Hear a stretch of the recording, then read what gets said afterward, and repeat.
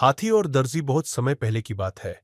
एक शहर के बाजार में एक प्यारा हाथी रहता था, जिसका नाम जुम्मन था। वह रोजाना नदी पर नहाने जाता था और रास्ते में एक दर्जी की दुकान पड़ती थी, जिसका नाम था रम। बहुत सीधा साधा और दोस्ताना था।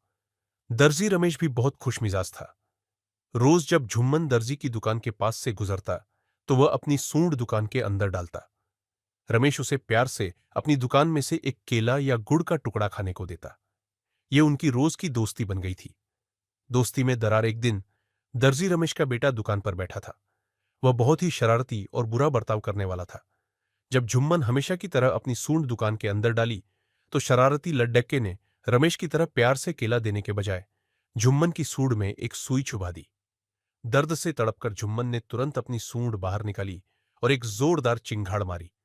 उसे बहुत दुख हुआ कि उसके प्यारे दोस्त रमेश की जगह उसके बेटे ने उसके साथ ऐसा बुरा बर्ताव किया।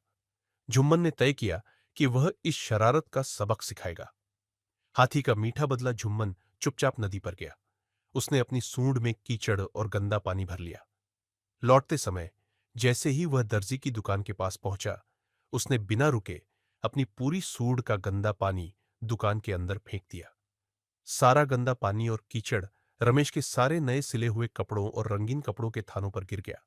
सारे कपड़े खराब हो गए। शरारती लड्डे का ये देखकर डर गया और रमेश भी बहुत दुखी हुआ। रमेश ने अपने बेटे को डांटा और जुम्मन से माफी मांगी। उसने वादा किया कि अब कभी कोई उसके साथ ऐसा बुरा बर्ताव नहीं करेगा। जुम्मन ने रमेश की माफी स्वीकार कर ली और अपनी दोस्ती फिर से शुरू कर दी। इस कहानी से हमें क्या शिक्षा मिलती है? जैसा हम दूसरों के साथ करते हैं, वैसा ही हमें वापस मिलता है।